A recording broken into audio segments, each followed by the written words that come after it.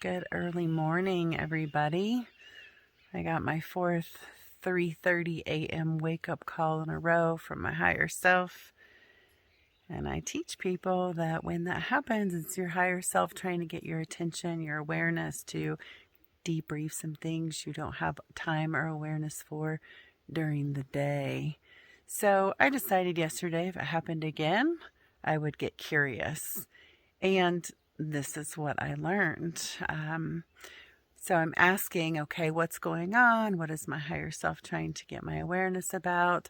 And I get taken back to last Thursday. We went to another couple's house and had dinner, and the conversation came up around, what would you do differently if you could go back in time and do things over? Would you still have kids? Would you still get married? All these things. And my MO had always been, I'm never having kids, I'm never having kids, I'm never having kids.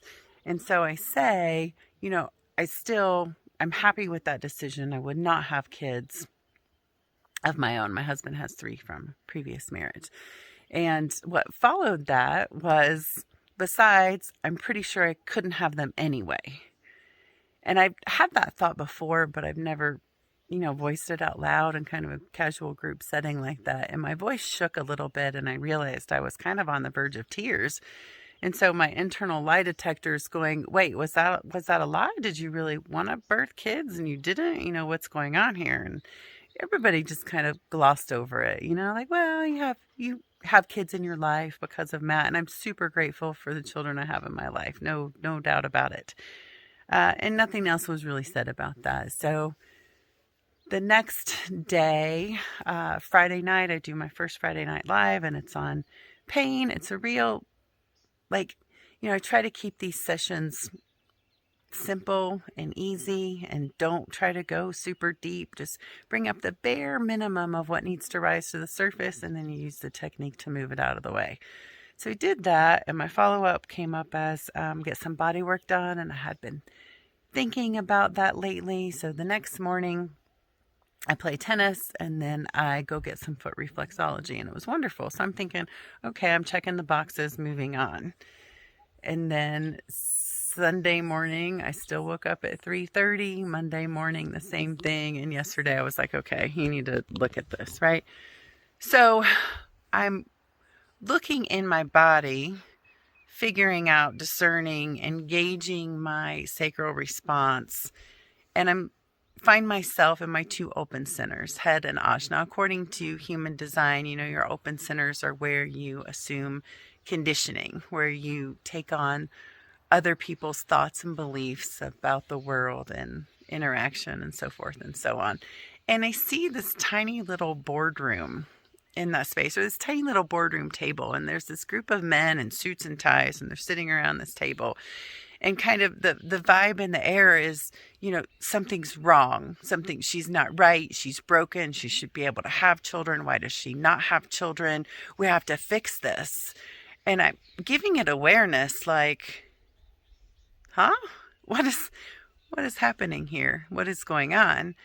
And I just say, I'm not broken. This doesn't need to be fixed.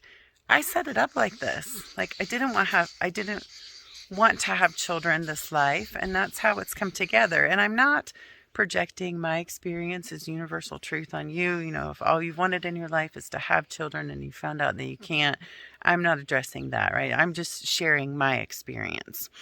So then they start, kind of gathering their papers and stacking everything up, and they're like, okay, well, it's not a problem. We don't have to fix it. And the whole table just kind of spins out like a Harry Potter scene. And the next thing that comes up is this flame. And I get this sense that there are beings sitting around this flame that starts out kind of like a candle and then turns into like a fire flame. And the only word I can get on the beings that are gathered are guardians. And I'm like, okay.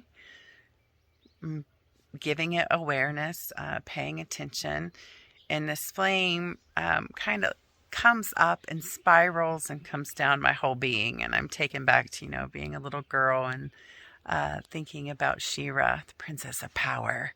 And I realized this spiraling light is going around looking for any places where my power has been diminished because of that little board meeting that was going on in my head throughout my whole body, and it's transmuting it. And I'm like, that's pretty cool.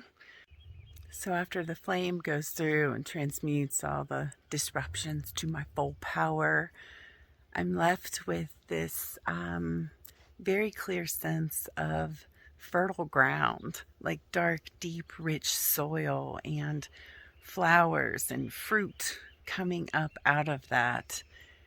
And that was just such a super cool experience, and such a deep breath and a thank you. And this is going to be okay. I'm kind of laying there still in this wake dream state, and I ask, is there anything else? Because I'd really like to be able to go back to sleep. And I kind of get this sense like, not right now, or you don't quite have the awareness yet. And so I go back and I just observe what has happened the last 4 or 5 days. I replay the conversation. And then I remember playing tennis. And if you know me, you know that I love to play tennis. If you've ever played tennis with me, you know that I love to hit the ball pretty hard. Like I've always said, that's kind of my therapy, right? So I realize when I play with men, when I play mixed doubles, I always have trouble. I'm always nervous. I'm always a little kind of timid. My power doesn't come out with like the correct timing, or I hit the balls out or into the net. And so I end up just playing it safe. And that was the next piece of awareness. It's like, okay, this little board meeting of men telling me something's wrong with me and needs to be fixed is gone. And now it's time to really step into my power. Because along with tennis being therapy, I also think there's a pretty good metaphor in there for life. When your timing is on, when you're in the groove, when you're in the flow. So then I'm like wide awake, and it's like, okay, that is finished, but obviously I'm not going back to sleep. Okay, Triste. So I do what you do when you wake up and you have an addiction. I grab my phone and I start scrolling Facebook, and then immediately, the judger comes out and says, really, after that work, you're going to sit here and you're going to open Facebook? And I'm glad I did, because the first post I saw was in the Human Design Line 5 Heretics group. Sparkly Heretic, thank you for sharing this. And it was all about stinginess within the lines. And the post went line by line, 1 through 6, and I'm a 3-5 Martyr Heretic. And I read the 3 line and I'm like, yeah, perseverance, trial and error, bonds made and broken, blah, blah, blah. And I get to line 5, and this is what I read. Don't be stingy with your power. Just get it right. Not power over, but power with. As line 5, you are a great empowerer of others. No, you're not here to solve their problems for them. Learn that lesson early on. But you are here to show others how they can solve their problems and be of use to others. Stand tall and let others be attracted to you. Don't hide the power for the fear of attracting jealousy, envy, or critique. Others will come to you for solutions because latent in them is what they seek in you. Don't be too shy or afraid to take the responsibility of reconnecting others with their native competence. It's what you're here for. You are here to coax the inner sage out of the ones that seek you. So do that, and don't hide behind a carefully constructed facade of what you imagine people want you to be. And I just thought that was so powerful, because I hear people talk about things and I'm always kind of like, oh, if you just asked me, I would kind of tell you what was going on and what's coming up for you to look at. But I never say anything. So where does everything go from here? It's going to be about 2 variables I can track to see if I've resolved what's going on. The first being that I sleep in until like 6:30 or 7 tomorrow. That would be great.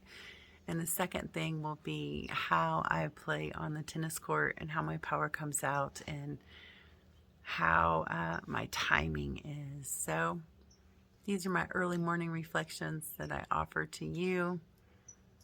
Man, I'm so excited about what's coming forth.